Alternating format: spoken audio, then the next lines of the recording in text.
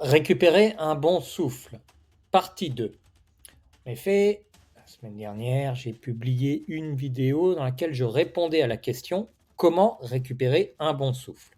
Alors, cette question m'est parvenue par l'intermédiaire du formulaire que j'ai sur le site, où tu peux me poser des questions sur l'un des 5 aspects de la forme durable: force, mouvement, nutrition, respiration et les endurances, ou le coaching, l'entraînement en général.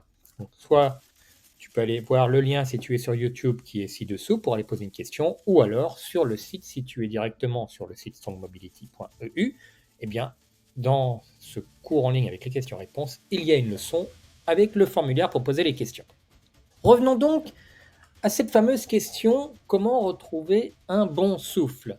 Alors, la semaine dernière, j'expliquais que cette question étant un peu générale, manquant de spécificité, il m'était difficile de savoir exactement de quoi on parlait.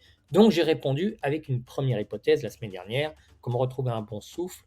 En général, si on a perdu le souffle et qu'on a tendance à être essoufflé en faisant différentes activités tous les jours. Voilà, c'était le général.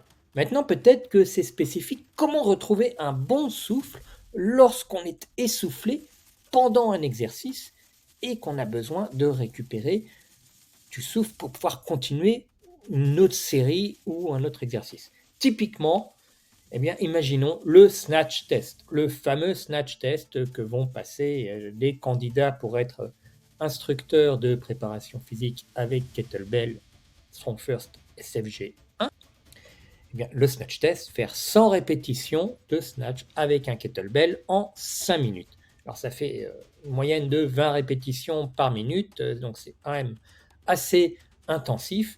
Et pour un homme de poids normal, il faut le faire avec un kettlebell de 24 kg. Donc bien, pour beaucoup, eh bien, forcément, il y a un moment où le cardio a du mal à suivre, on est essoufflé, et c'est là où on respire beaucoup.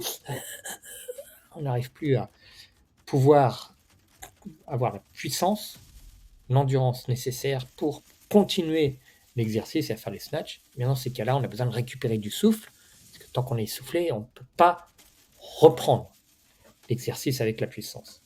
Eh bien, il y a une solution qu'on appelle la respiration d'urgence, qui est beaucoup présentée par Pavel lors du séminaire Second Wind, qui est aussi expliqué dans de nombreuses certifications, eh bien, où on va hyperventiler, mais d'une manière assez stratégique. Donc, en général, l'hyperventilation, ce n'est pas quelque chose qu'on veut. Hyperventiler, c'est amener plus d'air que ce que notre corps physiquement a besoin.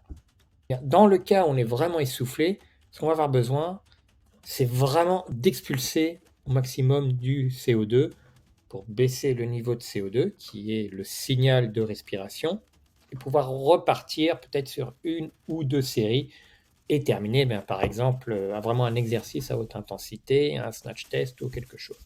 Comment ça va se passer?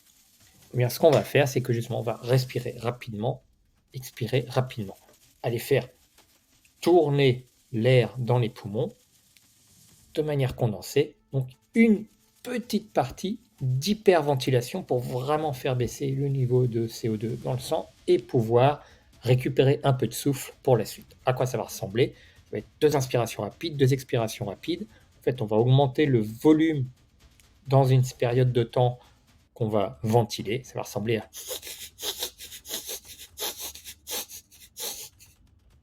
ce qu'on évitera de faire quand on n'est pas essoufflé. Parce que ce qui va se passer, c'est de l'hyperventilation, ça va faire baisser le niveau de CO2.